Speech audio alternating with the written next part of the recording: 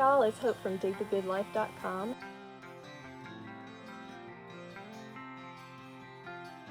I wrote a blog post last fall and I shared our plans that I had for the curriculum for the year and things like that.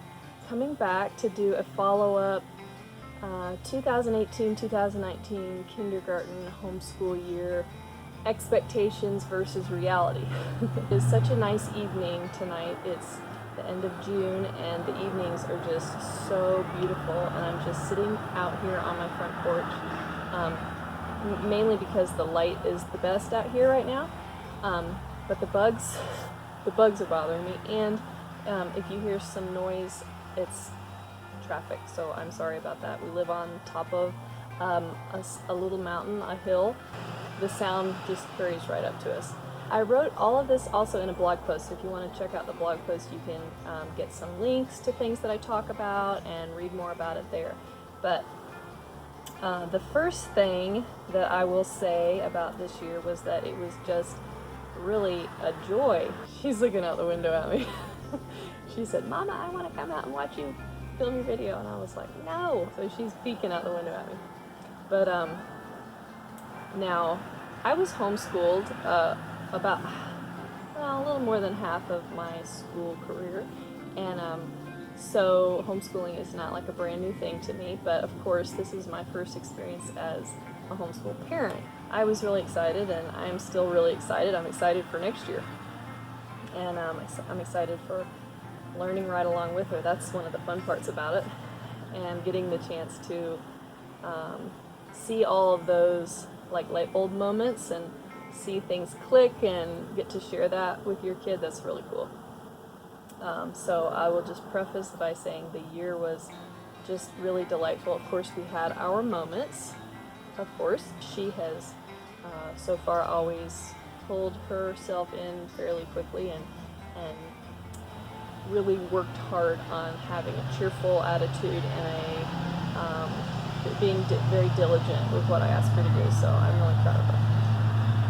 So in my blog post, the first thing that I talk about was, if you go back and you read my plans for this year, like the main part of my curriculum was a program called A Year of Playing Skillfully. I ordered it and I got it, and it's beautiful color pictures and all these pages for each month, all these different things. It's for kids from ages 3 to 7, and it's basically incorporating all those things that you want to touch on and teach them, but in a more of a play kind of manner. And so I was excited about it. That was the first thing to go out the window. About 3 days in, and with having a 1-year-old little baby who was, and still is, absolutely all over the house all the time, there were just too many moving parts for me. It just felt overwhelming. It did not feel enjoyable at all. It felt like a lot of work. I was kind of sad about it, but I knew right away that it just wasn't going to work for us this year, and it wasn't going to work for my daughter, because I think she was also a little bit beyond it at 5 for her. That's one of the good things about a lot of homeschool curriculum, is that there are parts of it that you can resell, and a lot of the time you can get your money back, or some of it, if you decide you want to try something different. Boxed it up, sold it on eBay, it sold like that, and I got almost all of my money back, and that was that. So that's another point about homeschooling that I love, is that if you realize as the teacher and the parent, this isn't working for me, this isn't working for my kid, don't do it. Do something different. Try something else. If that doesn't work, try something else. The possibilities are limitless. You don't have to put yourself in a box. You don't have to put your kid in a box about the style that they learn, the time frame in which they learn things. There's no boxes, you know? You just go at your own pace. You go at your child's pace. It's beautiful. So the second thing that I talked about was the curriculum I got for her language arts, which was from The Good and the Beautiful. And she did the Good and the Beautiful's language arts program. They're actually usually about one level ahead of that grade level. So I ordered her the level K primer, and I thought, this is actually even starting a little bit off to advanced. So I started her right from the very beginning with the pre-K. It was just firming up all of the things that she was still kind of shaky on, letters, the sounds of the letters. And she flew through this in the first half of the school year. And I felt really good about that. And that she really truly was ready to move on to the K primer. And then she went right through this, no problem. We really enjoyed this. It actually started teaching her to read, and it comes with a little reader. And so she finished this at the end of this school year.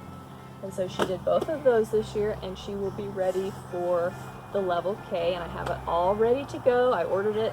It's in there ready to go for September when we start back more regular school. If she finishes that sooner on in the year, then I could go ahead and get her started on the first grade book. The Good and the Beautiful is what I went with for math. I actually did not get this curriculum until the end of this school year. I did a lot of just hands-on. We did counting, we did patterns, we did measuring, we did all that kind of stuff. And I got the level K. This is a box full of all kinds of manipulatives and counters and stuff that goes with this program. Doing that this summer, just here and there throughout the week, we'll do a few lessons and we'll continue right on in the school year, and she'll probably finish this up before the end of the school year, and we will start the level 1 sometime whenever she finishes that. And I'm loving it so far, and she is too. It's the thing with the Good and the Beautiful is it's very open and go, so there's not lots of prep work for the parent. You just open the book and you read right along with them, and you get started that way. She memorized quite a few Bible verses this year out of a book that I have linked in the blog post. You can go check that out. Science and nature. Okay, so this is my first major fail.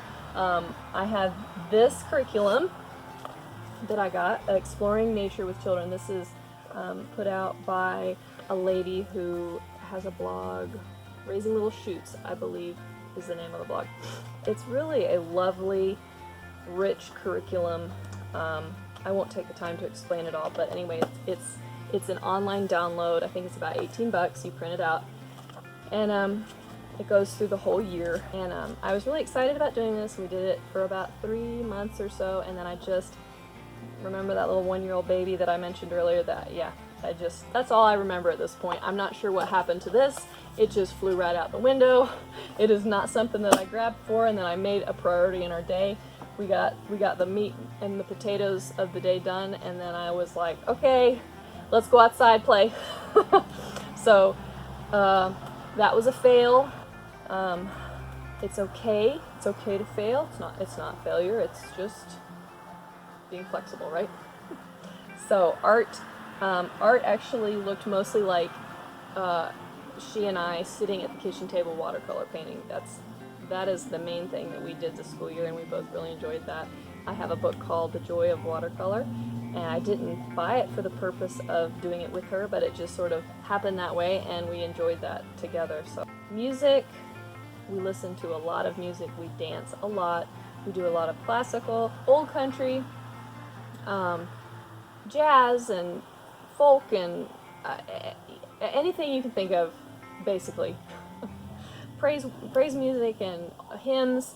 I just love putting on music, all kinds, for my kids to listen to and dance to and sing to, and I love hearing them sing along. This year, the reason that I know I was successful with sort of exposing her to some music was that she can pick up Tchaikovsky's 1812 Overture and say, I hear Tchaikovsky.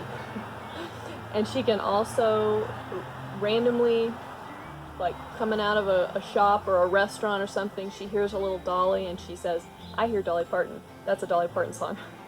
So, I mean, if that's not success, I don't know what is. And then finally, books. I did not fail at books. I never fail at books. That's the one area that I know I can always cover is books. We went to the library every week or 2 weeks. We filled up our wagon, just loaded it up with books and with audio books and CDs and music and all kinds of fun stuff. And so, yeah, books are a big deal in our house. reading independently, reading together, listening to books while we travel in the car. Right now we're finishing up the Little House on the Prairie series in the car, and I'm kind of sad to see it end, and I'm almost thinking we might start over with Little House in the Big Woods again. When we drive to the beach later this summer, I'm already obsessing over picking out the perfect audiobook. I know. Please leave a comment. Tell me, if you're homeschooling, tell me what your year was like. Did your year go as you planned, or did things change as you went along? I'd love to hear about your homeschooling journey or answer any questions you have. Thanks for watching, and I will catch you in my next video. Bye, guys. Want to touch? These two stay together in this side pocket here, so that they are ready to grab. Okay, the last thing